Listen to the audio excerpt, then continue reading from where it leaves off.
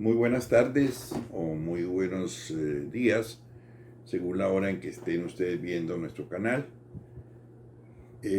Quiero saludar especialmente a nuestros amigos que nos siguen desde México, también los muchos amigos que nos han acompañado en estas charlas en el Perú, en Argentina, en Ecuador, en República Dominicana y desde luego en Colombia. En especial quiero saludar a la doctora María Pérez Mantilla, actualmente profesora en la Universidad de Chile. Espero que nuestras charlas hayan seguido ayudándole a sus estudiantes en su formación universitaria. Para todos un saludo muy especial. Vamos a ocuparnos hoy de el primer renacimiento de la cultura occidental después del colapso, que significó la caída del Imperio Romano en el siglo V después de Cristo. Colapso del Imperio Romano en el occidente, en lo que se llamó el Imperio Romano de Occidente, porque el Imperio de Oriente, el Imperio Romano de Oriente, con el nombre bizantino, siguió existiendo 1000 años más hasta 1453, cuando Constantinopla es tomada por los turcos. Ese primer renacimiento seguramente no lo visualizaron así los renacentistas del siglo XV, pero es claro que sin este renacimiento de los siglos XII y XIII, de los cuales nos vamos a ocupar ahora, el renacimiento del siglo XV y siglo XVI no hubiera existido. Ese renacimiento del siglo XV y del siglo XVI fue posible gracias a las universidades, gracias al rescate de la cultura antigua que se logró en estos siglos de lo que se ha llamado entonces la Baja Edad Media, para diferenciarla de la Alta Edad Media, que seguramente es la que sí debe llevar el nombre de Edad Oscura o Edad de las Tinieblas, como la llamaron los renacentistas.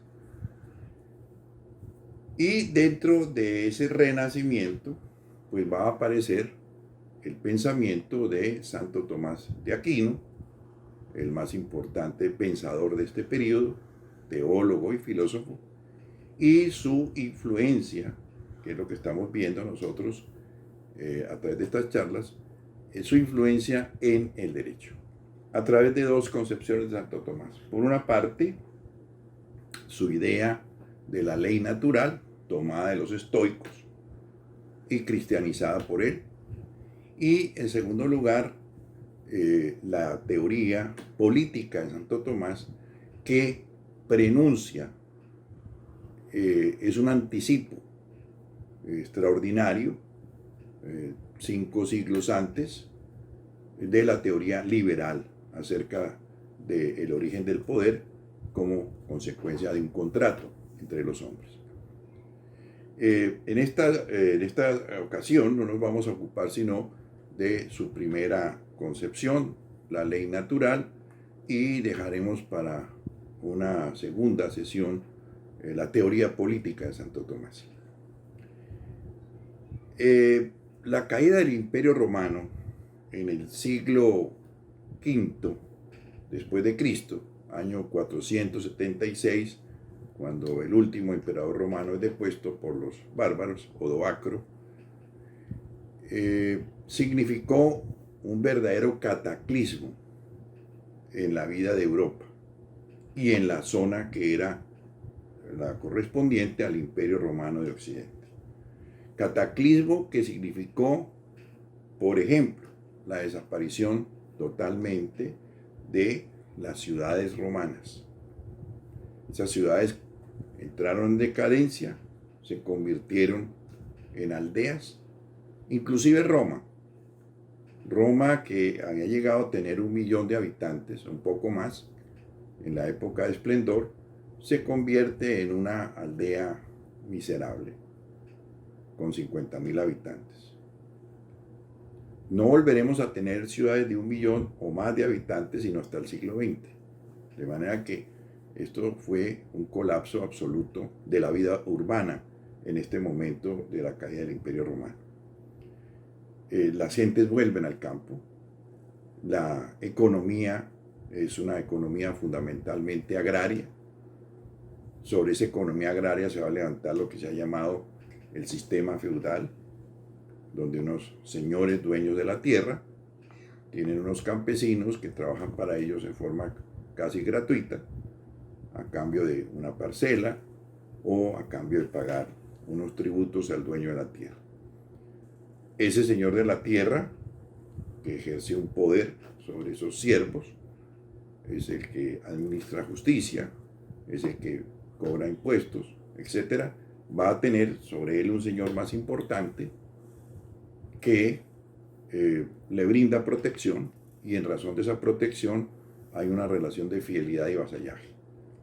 Y hay un encadenamiento de señores feudales menores a unos señores feudales más poderosos hasta llegar a una cúspide que no tendría finalización, porque uno pensaría que ahí estaría el rey, y resulta que el rey en este periodo era un señor feudal más que tenía poder en sus tierras, pero no más. Tenía que contar con la anuencia, con el apoyo de sus señores feudales, de supuestamente sus vasallos que le debían lealtad, pero que sin embargo, para efectos de los impuestos, para efectos de las guerras, tenía que contar con el apoyo y el respaldo de esos señores feudales. Ese sistema piramidal pues termina trunco, porque no termina en una figura soberana que imponga poder y autoridad al resto de los señores feudales. Esa va a ser la situación de lo que se ha llamado la Alta Edad Media, es decir, el momento que va a transcurrir entre el siglo V, caída del Imperio Romano, hasta más o menos el siglo IX, X, XI. El otro aspecto del colapso tiene que ver con la desaparición de las grandes obras de ingeniería de los romanos. Desaparecen los acueductos, desaparecen las carreteras. Los romanos habían hecho carreteras que comunicaban todas las ciudades del imperio con Roma, con la ciudad, con su capital. Esos caminos romanos, esas vías romanas que habían construido ellos a lo largo de su poder imperial, desaparecen totalmente. Y desaparece el comercio. No hay comercio en este momento. La vida es una vida agraria, la economía es una economía agraria, de tal manera que entramos en un periodo que para muchos autores es el periodo oscuro de la Edad Media. Por el otro lado, va a aparecer 2 siglos después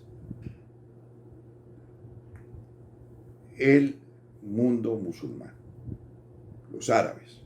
Y los árabes van a conquistar islas como Sicilia, como Cerdeña, como Córcega, y eso va a impedir igualmente que en Europa exista el comercio, porque los árabes van a dominar el Mediterráneo. Esto va a durar hasta el siglo XII, cuando 2 acontecimientos muy importantes van a cambiar toda esta situación. En primer lugar, encontramos que los cristianos recuperan su poder, su fuerza militar, y desalojan, gracias sobre todo a los normandos, los hombres del norte, los vikingos, desalojan a los árabes de Sicilia, de Córcega, de Cerdeña, y nuevamente el mar Mediterráneo vuelve a ser, como lo habían llamado los romanos, un mare nostrum, el mar de Europa. Y el otro fenómeno son las cruzadas. La presencia de tropas cruzadas de los distintos reinos cristianos, sobre todo de Francia, de Inglaterra, va a producir una recuperación de esos territorios que antes habían sido del Imperio Bizantino. Van a ser recuperados esos territorios, y en las ciudades costeras van a producirse una presencia muy importante de comerciantes de Europa, fundamentalmente venecianos, genoveses y pisanos. Entonces, Haifa y San Juan de Acre son puertos a través de los cuales comienza a realizarse un comercio muy intenso con Europa, a través de los barcos genoveses, de los barcos venecianos, que trasladan mercancías que vienen a través de la ruta de la seda. Entonces van a volver a llegar a Europa porcelana de China, la seda de la China, tapetes de Persia, perfumes, etc. Todo un comercio que va a circular a partir de esas ciudades de la costa mediterránea, de lo que hoy es Israel y Siria, que van a llegar, ese comercio va a llegar hasta Europa y va a fortalecer nuevamente la vida urbana, sobre todo en Italia y después otras ciudades del interior de Europa. Va a aparecer, por ejemplo, toda una serie de ciudades asociadas en Alemania, que se llamó la Liga Hanseática, y va a aparecer también el comercio interior en Europa, sobre todo en Flandes, con el comercio de la lana y la producción pañífera que va a producir Flandes en este momento. Gracias al comercio, las ciudades medievales, antiguas ciudades romanas, van a reaparecer, van a resurgir, y en esas ciudades los comerciantes van a establecerse particularmente fuera de las murallas. Fuera de las murallas se van a establecer los comerciantes, también los artesanos. Los talleres de artesanos van a funcionar fuera de las murallas, y es la parte que comienza a crecer. Las ciudades comienzan a crecer de las murallas hacia afuera, donde se asienta la burguesía. Con el tiempo, esta burguesía va a gobernar estas ciudades, va a obtener una serie de privilegios de los monarcas que les dan autonomía frente a los señores feudales. Sus ciudades están situadas pues en territorios de los feudales, y sin embargo ya van a adquirir, gracias a las concesiones reales, van a adquirir autonomía para darse su propio gobierno y para independizarse del poder feudal. Entonces se recupera la vida urbana gracias al comercio. Y gracias a la recuperación de la vida urbana, vamos a ver cómo en el siglo XII, siglo XIII, van surgiendo una serie de universidades en toda Europa. Esas universidades inicialmente surgen de las escuelas que se llaman catedralicias, al lado de un obispo, etc., pero van a independizarse en algún momento. Un grupo de estudiantes, de profesores, va a decir, vamos a crear un centro de estudios propio, y van surgiendo entonces así las universidades bajo la protección de los monarcas o bajo la protección del Papa en muchos casos, o de los obispos. Esas universidades van a irse especializando, y entonces aparece primero Bolonia, que es la primera universidad europea. Es una universidad que se va a especializar fundamentalmente en los estudios jurídicos, gracias a la recuperación del Código de Justiniano, de lo cual ya hablábamos en la sesión pasada, el estudio del digesto. Van a aparecer las primeras interpretaciones de esa obra, lo que llaman los glosadores, que se dedican simplemente a añadir unas pequeñas notas explicativas de los textos legales romanos. Después los posglosadores, que van a hacer una interpretación mucho más creativa de esos mismos textos. En fin, toda esta idea de un desarrollo del derecho en sus dos aspectos. Se va a estudiar el derecho canónico, el derecho de la Iglesia, pero se va a estudiar el derecho civil, el jus civile romano, que va a permitir además que existan normas claras, normas legales que van a regular la vida comercial que ha reaparecido, que ha resurgido a partir del siglo XII, siglo XIII.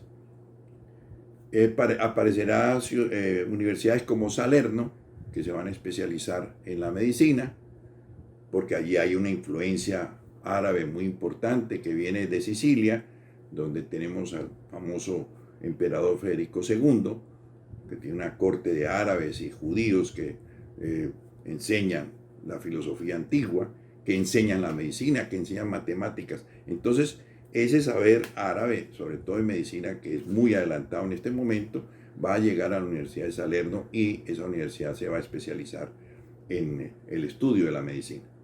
La Universidad de París va a ser una universidad que fundamentalmente se va a ocupar de la filosofía y la teología y donde va a tener su centro fundamental de enseñanza, ni más ni menos que Santo Tomás de Aquino.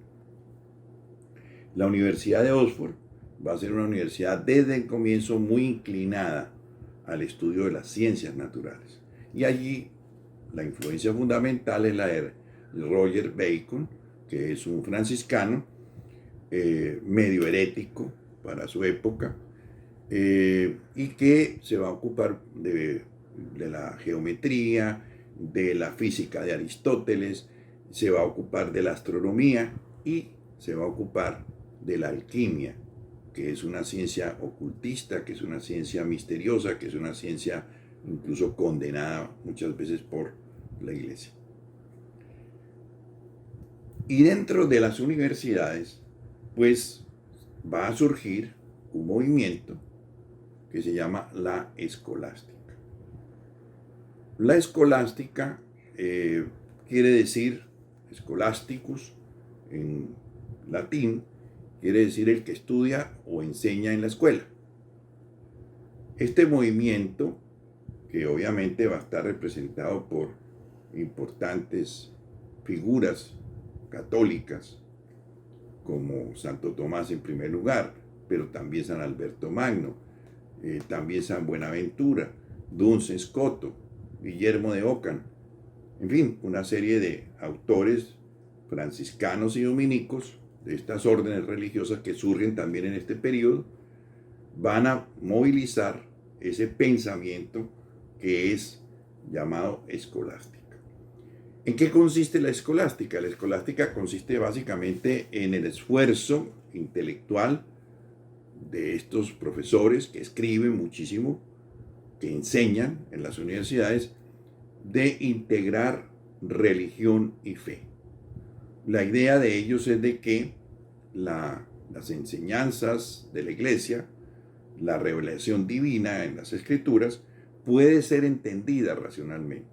Es decir, no hay incompatibilidad entre la razón y las verdades religiosas. Ese gran esfuerzo por racionalizar las verdades religiosas que se derivan de la Escritura va a ser el gran empeño y la gran empresa de los escolásticos a lo largo del siglo XII, siglo XIII, prácticamente hasta el siglo XVI.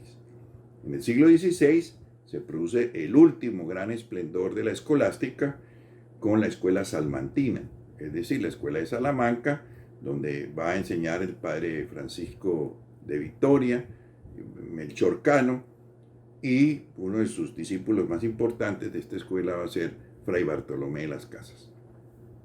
Es el último esplendor de esta escuela de la escolástica.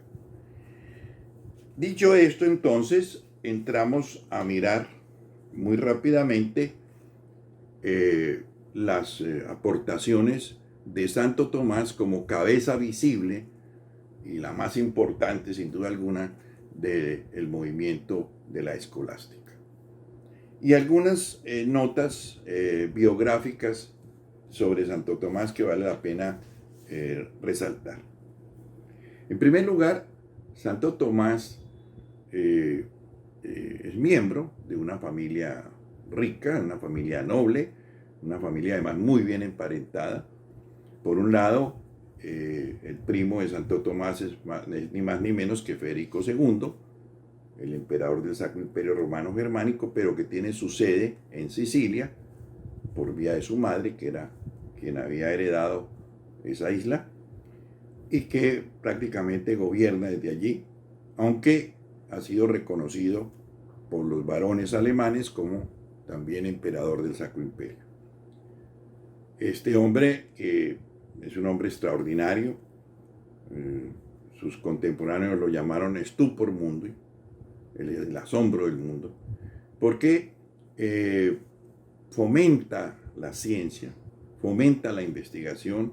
Es una persona que se empeña mucho en una investigación experimental, empírica, y tiene pues el respaldo allí de estos sabios árabes que están traduciendo a Aristóteles, a Platón, los textos de medicina, de geometría, de aritmética, etcétera, de los antiguos.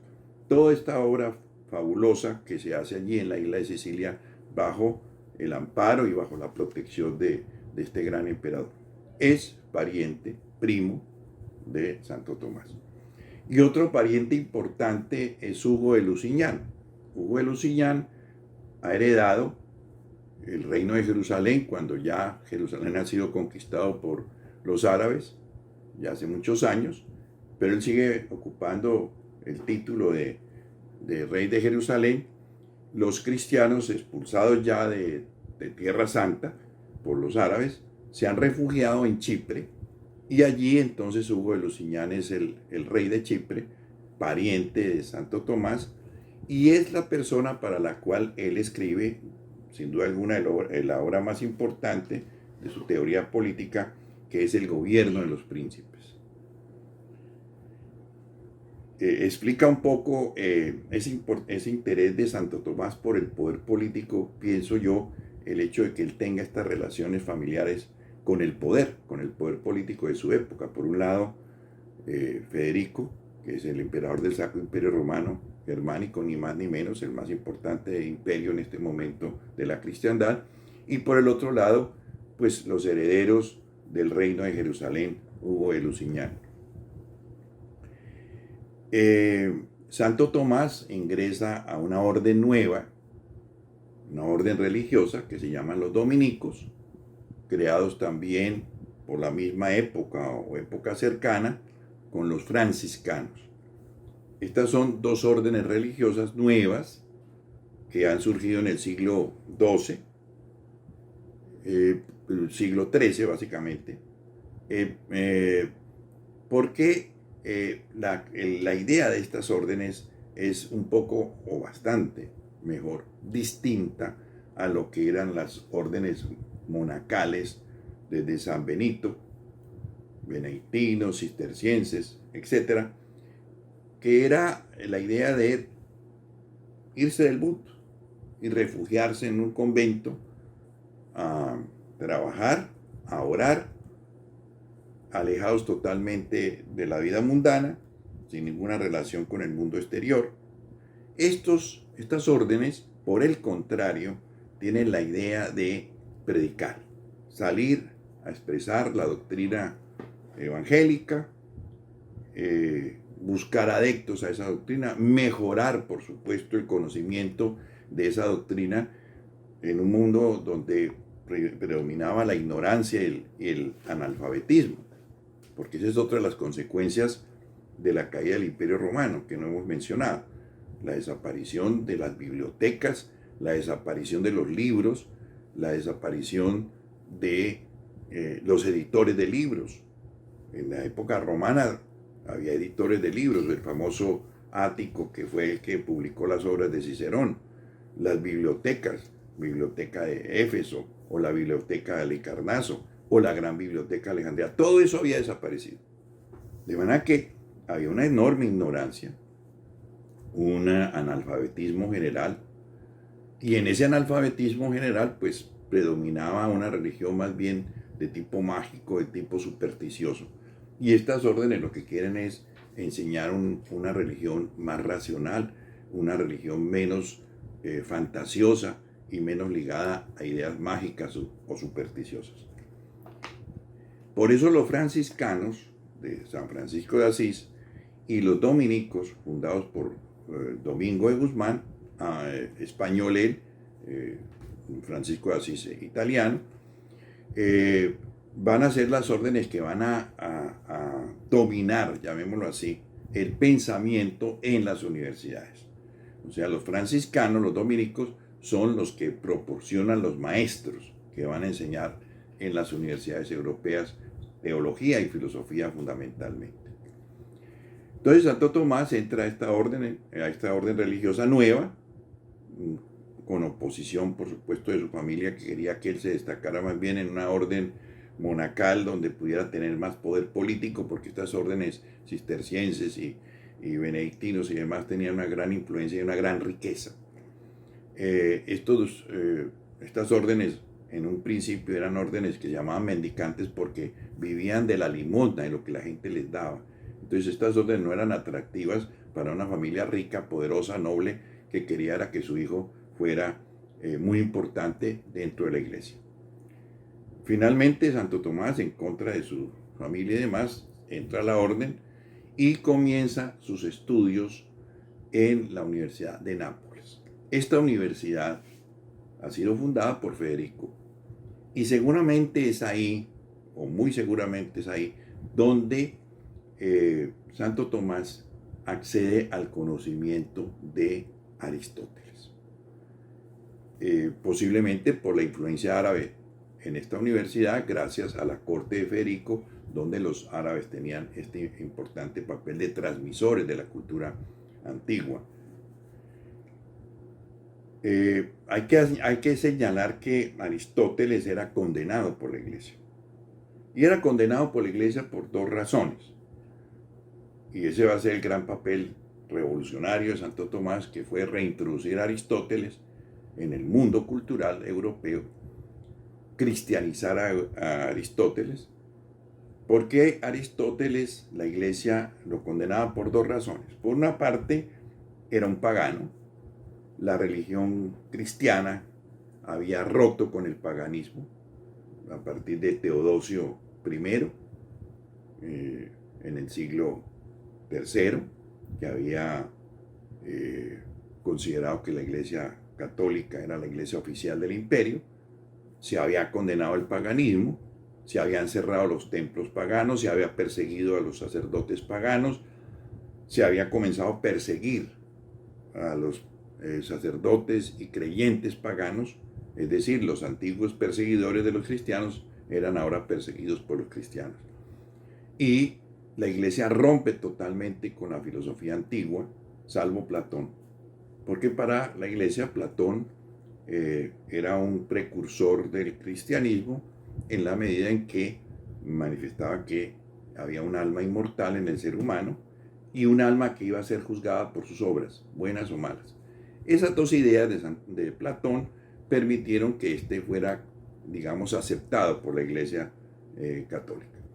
Pero Aristóteles, con su racionalismo, era desconocido por la iglesia católica, era condenado, pero además por otra razón, porque Aristóteles es reintroducido en el mundo cultural europeo gracias al mundo árabe, al mundo musulmán. Es decir, los enemigos de la religión cristiana son los que van a difundir el pensamiento de Aristóteles. Y entonces, por ese aspecto, los cristianos, los católicos, no pueden aceptar a Aristóteles. Pero además, Aristóteles tiene un intérprete muy importante que va a ser muy difundido por sectores que ya comienzan a separarse de esta visión sectaria y fanática de la iglesia, que siguen las enseñanzas de un intérprete de Aristóteles que es Averroes. Averroes es un sabio árabe español que considera que hay dos verdades, hay dos conceptos de la verdad. Una verdad religiosa y una verdad racional. La verdad religiosa es para la gente humilde, para la gente pobre, para la gente no culta. La versión de verdad, el conocimiento verdadero, es para los que tienen una formación culta, para las personas sabias, para las personas formadas. Ese es otro tipo de conocimiento, es el conocimiento racional. Esa doble verdad o ese doble conocimiento que promulga Averroes, pues es condenado por la iglesia. Es decir, la iglesia considera que la razón humana puede conocer la verdad religiosa, que no hay dos verdades, sino una sola verdad, un solo conocimiento. El conocimiento humano no tiene sino una sola dimensión, la dimensión racional, en la cual se mueven tanto las verdades religiosas como las verdades corrientes. Esa doble concepción del conocimiento es condenada por la Iglesia y es Averroes quien la difunde en su interpretación de Aristóteles.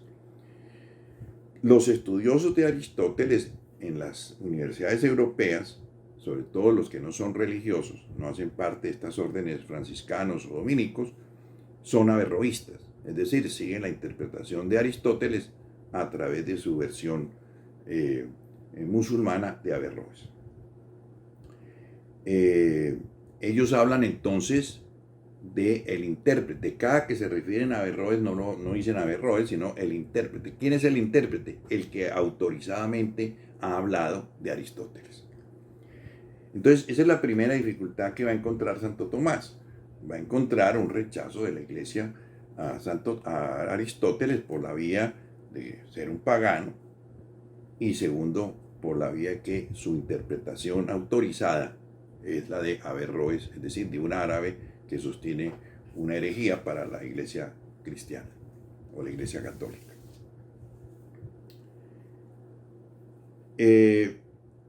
Santo Tomás, después de sus estudios en Nápoles, se traslada a Colonia, donde va a tener una educación adicional, complementaria, va a profundizar sus conocimientos filosóficos con otro gran maestro que se llama San Alberto Magno.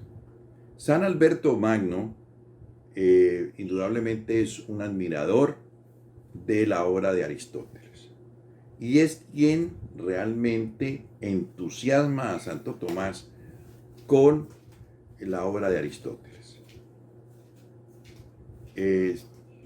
San Alberto Magno escribe una obra de natura, así se llama, en la que trata de interpretar el conocimiento del mundo natural a partir de el análisis empírico racional de las cosas, siguiendo la física de Aristóteles. Y San Alberto Magno puede hacer esto porque es un hombre que proviene de la nobleza. Él es un conde, había sido conde, y por eso entonces se tiene el derecho de hablar de Aristóteles, incluso desconociendo la condena que la Iglesia había hecho de la obra del filósofo griego. Y allí es donde realmente Santo Tomás conoce a fondo en su versión, en su traducción latina. Él no conoce en principio a Aristóteles en el texto griego.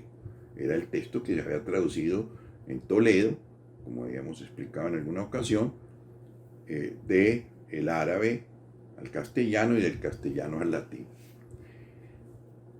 Una vez terminados sus estudios en Colonia, pasa a ser profesor de la Universidad de París en 1252. Y aquí se va a encontrar Santo Tomás con una terrible oposición de los profesores seglares, de los profesores que no hacen parte de estas órdenes religiosas, porque los profesores, digamos, religiosos, en este caso Santo Tomás y San Buenaventura, en la Universidad de París, van a tener mucha más audiencia de los estudiantes. Y entonces hay una guerra, llamémoslo así, declarada entre los profesores seglares contra los profesores religiosos. Esto termina en reyertas, hay pedreas, es decir, se vuelve un problema de orden público. Prácticamente Santo Tomás y San Buenaventura son expulsados de la universidad, tiene que intervenir el Papa y ordena que estos dos religiosos puedan enseñar en la Universidad de París y se restablezca el orden. Ahí va a permanecer Santo Tomás muchos años en la enseñanza, comienza sus obras literarias, sobre todo la Suma Teológica, etcétera, que es su gran obra, y después irá a Italia, estará en Roma, etcétera. Volverá en 1269, otra vez la orden lo manda a París como profesor. Y siguen sus enseñanzas ya montado claramente sobre la obra de Aristóteles, que va a llevar al obispo de París, Etienne Temple, a condenar no solamente a Aristóteles, sino a todos los religiosos que enseñan teología y filosofía en esa universidad.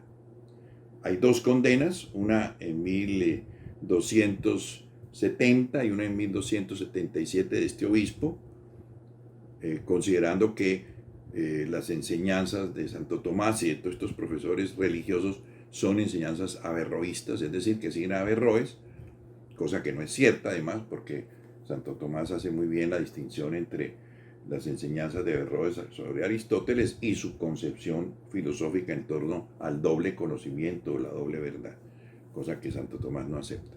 Al contrario, lo que Santo Tomás va a hacer es decir, a través de la razón se pueden justificar y se pueden explicar las verdades religiosas, de manera que no hay una doble verdad, una verdad científica, racional y una verdad religiosa. Santo Tomás no cree eso, es todo lo contrario. Y tiene que escribir una serie de refutaciones contra lo que el obispo había hecho como condena a las enseñanzas de los profesores religiosos en esa universidad. Finalmente, Santo Tomás no es muy aceptado por la Iglesia durante todo este periodo, se le considera incluso herético. La canonización de él 90 años después de su muerte no calma de todas maneras la oposición que existe contra su obra en el seno de la Iglesia Católica. Hay oposición a esa obra. Y solamente en el siglo XVI, cuando el Papa Pío V, que es dominico, lo declara doctor de la Iglesia. Es un momento en el cual ya la obra de Santo Tomás comienza a ser aceptada por la Iglesia Católica. O sea que se demora bastante tiempo, casi 300 años, para que la obra de Santo Tomás tenga resonancia e importancia en el centro del catolicismo. Y solamente hasta el siglo XIX, finales del siglo XIX, el Papa León XIII va a recomendar, o va a ordenar mejor, que la obra de Santo Tomás sea estudiada en los seminarios y sirva de fuente de formación a los sacerdotes católicos. De manera que Santo Tomás, a lo largo de todo este tiempo, no ha sido tan aceptado por la Iglesia, no ha sido tan reconocido. Ha sido difícil que su obra sea aceptada porque tiene aspectos que no siempre la Iglesia ha compartido. Por eso un profesor inglés de Oxford, presidente de la Asociación Británica de Filosofía, dice lo siguiente: muchas de las conclusiones, Anthony Kenny se llama, muchas de las conclusiones a las que llega Tomás de Aquino eran novedades en su tiempo y varias de ellas les parecieron altamente sospechosas a los conservadores de la época. ¿Verdad? Que ahí está expresado claramente cómo la obra de Santo Tomás fue rechazada en muchos sectores de la Iglesia y no fue aceptada tan fácilmente como lo acabamos de decir. Entramos entonces a mirar su concepción sobre la ley natural de Santo Tomás. En primer lugar, partimos de su definición de ley. Entonces, Santo Tomás define la ley como cualquier ordenación de la razón dirigida al bien común. Esta es una idea muy tomista, el bien común, que reaparece y vuelve a aparecer muchísimas veces en la filosofía política, el bien común. Entonces, repito, es la ordenación de la razón dirigida al bien común por quien tiene el cuidado de la comunidad. Bien, para muchos esta definición de leyes pues es una definición muy idealista, muy contraria a una definición técnica como la que haría Kelsen, ¿no? La hipótesis normativa, que trae unas consecuencias jurídicas. Sin embargo, pues ha tenido mucha influencia en el campo del derecho. ¿Por qué? Primero porque incorpora un elemento fundamental en la definición de ley. La ley es un producto racional. Es un producto de la razón humana que busca unas finalidades a través de la ley. Por supuesto, la realidad nos muestra de pronto otra cosa. Alguien decía que no averigüemos mucho cómo se hacen las leyes porque estas son como las salchichas. Es mejor no averiguar cómo se hace. Y entonces parecería, si uno mira los debates en un parlamento, en un congreso, que muy poco de racionalidad tiene la elaboración de las leyes. Infortunadamente, esa es una realidad. Pero la idea de que podamos tener leyes racionales no es mala. Y es una de las propuestas que Santo Tomás nos hace. Busquemos la racionalidad en la ley. Busquemos la finalidad de bien común, que es otra idea de Santo Tomás. Es para el bien común.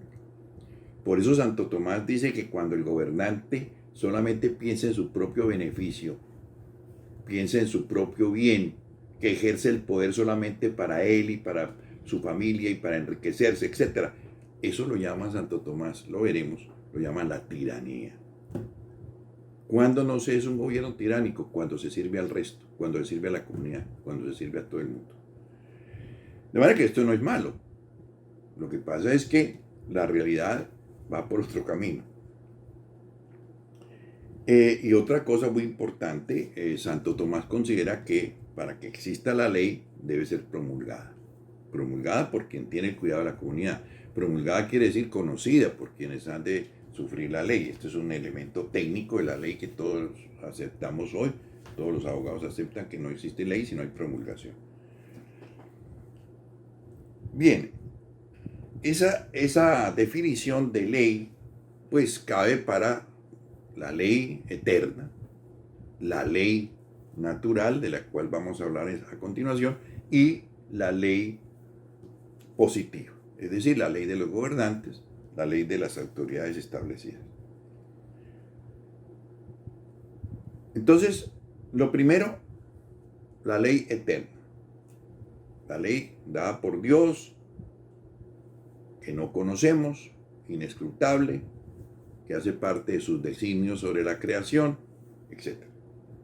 La ley natural es una concreción, es una manifestación de esa ley eterna, del querer del Creador sobre la naturaleza que él ha creado. De tal manera que la ley natural es simplemente una forma de acceder en algún sentido al querer del Creador en su famosa ley eterna. Y la ley positiva, que debe acomodarse, que debe armonizarse, que debe corresponder, que no puede contradecir en forma alguna la ley natural. Entonces ahí tenemos los tres aspectos de la ley para Santo Tomás: ley eterna, ley natural y la ley positiva de los gobernantes.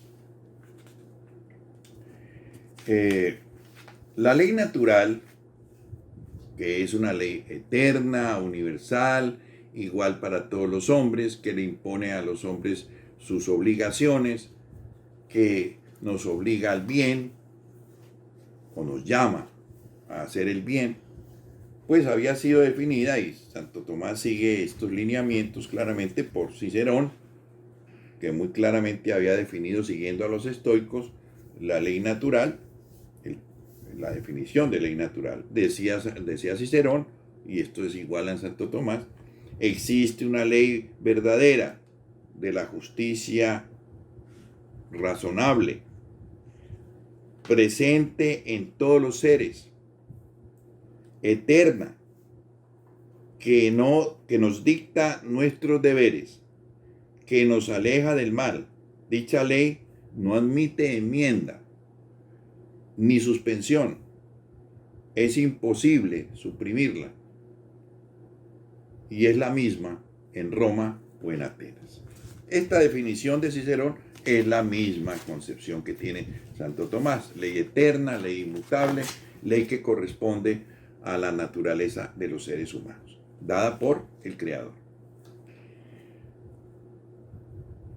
¿Cuál es el contenido de la ley natural? Que es lo más importante. No basta decir que hay una ley natural que rige a todos los seres de la creación, que rige, por supuesto, a los hombres, que los lleva a comportarse en forma correcta, a hacer el bien y a evitar el mal. ¿Cuál es el contenido? Entonces Santo Tomás trata de establecer lo que serían las normas, los preceptos de esta ley natural, que son los siguientes.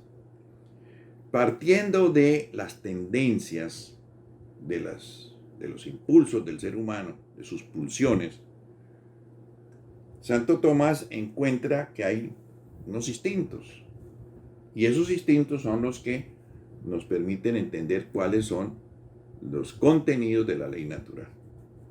Instintos que están en el ser humano, en su naturaleza, y por lo tanto son instintos dados por el Creador, por supuesto.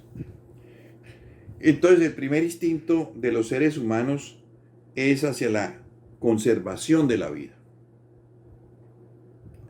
Nuestra tendencia, nuestro instinto nos lleva a conservar nuestra vida, a tratar de conservar nuestra vida frente a las amenazas o los peligros que se nos presentan. De acuerdo a eso, por supuesto, sería contrario a la ley natural el suicidio. Y hasta ahí llegaría Santo Tomás. Los justnaturalistas posteriores han considerado que este instinto de conservación, este mandato de la ley natural, lleva a prohibir el aborto. Porque es atentar, según la concepción de los justnaturalistas posteriores, lleva a atentar contra la existencia, contra la vida. Como igualmente atentaría contra la vida el otro instinto, el instinto de reproducción de la especie. O sea, para Santo Tomás, el instinto de reproducción de la especie, lo único que obligaría al ser humano es a que los padres cuiden de la educación y de la formación de los hijos. Para los justnaturalistas posteriores, por supuesto, conservar la reproducción de la especie significa conservar la vida del nasciturus, de la persona que todavía no ha nacido, pero que se considera que ya tiene la vida.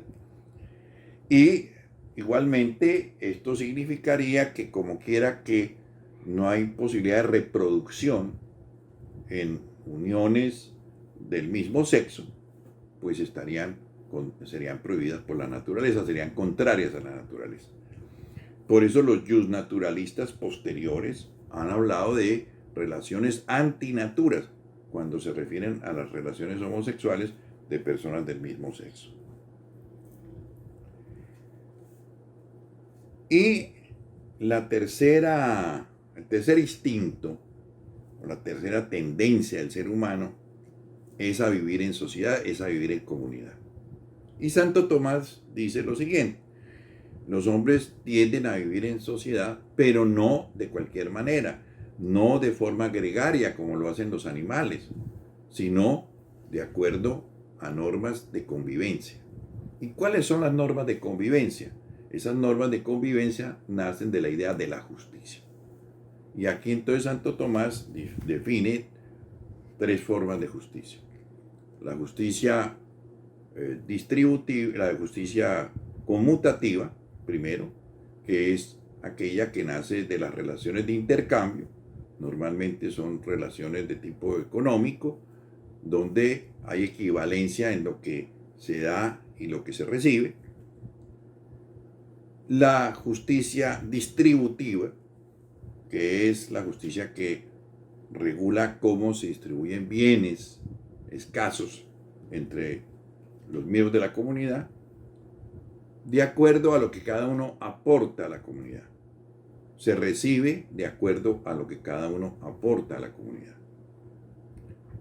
Es una justicia de equivalencias. Y habla él de una justicia general.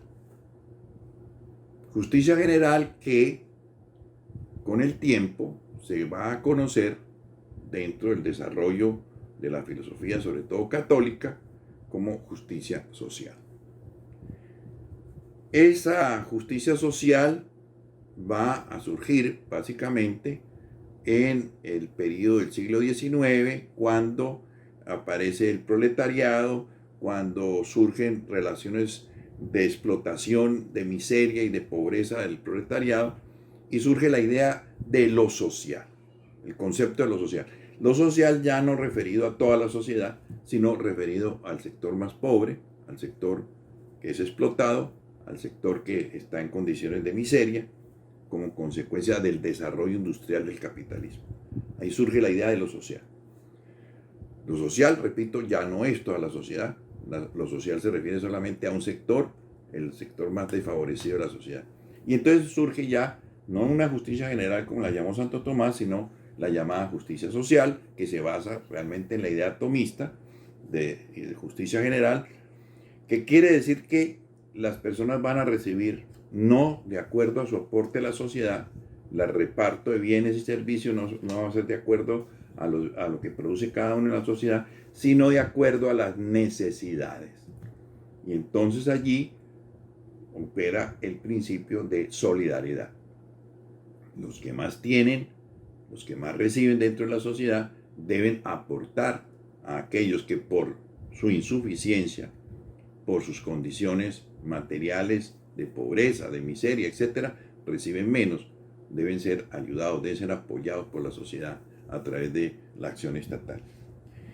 Y allí pues entonces tendríamos básicamente la idea de ley natural y de los contenidos que Santo Tomás ha establecido con respecto a esa ley. Finalmente entonces, la consecuencia de todo esto es que Santo Tomás considera que la ley natural se impone sobre la ley positiva, sobre la ley de los gobernantes, sobre la ley de las autoridades legítimamente constituidas. De tal manera que la ley de los gobernantes debe armonizarse, no puede contradecir la ley natural, que finalmente es una ley impuesta por Dios a todos los seres y a todas las cosas y a los seres humanos en particular. De ahí entonces surge una idea que va a recorrer todo el justnaturalismo en el derecho, y es la idea de que hay dos sistemas legales, la ley natural y la ley positiva. Y la idea de que la ley positiva tiene que armonizarse, tiene que ser coherente, no puede contradecir en forma alguna la ley natural. Cuando la ley positiva contradice la ley natural, es la idea de Santo Tomás, hablaremos de eso en la próxima sesión. Cuando la ley positiva contradice la ley natural, estamos frente a la necesidad de desobedecer a la ley. Es el concepto de desobediencia civil que veremos posteriormente a propósito de la contradicción entre ley natural y ley positiva. Cuando el positivismo surja en el siglo XIX, mediados del siglo XIX, su concepción va a ser todo lo contrario. No hay sino una sola ley, que es la ley del Estado, la ley de los gobernantes. No hay una ley natural que se imponga a la ley positiva.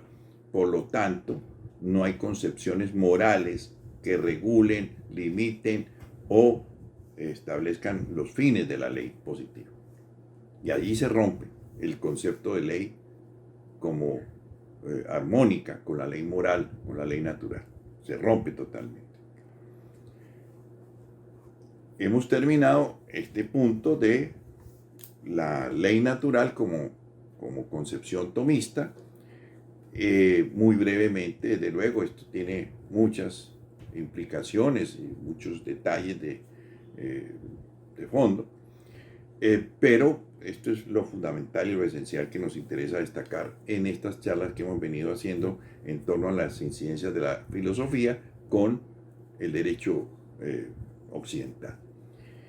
Dejamos entonces para próxima ocasión lo relativo a el pensamiento político de Santo Tomás, que tanta incidencia tuvo y no ha sido clarificado siempre adecuadamente, con el pensamiento democrático liberal que va a surgir en el siglo XVIII-XIX.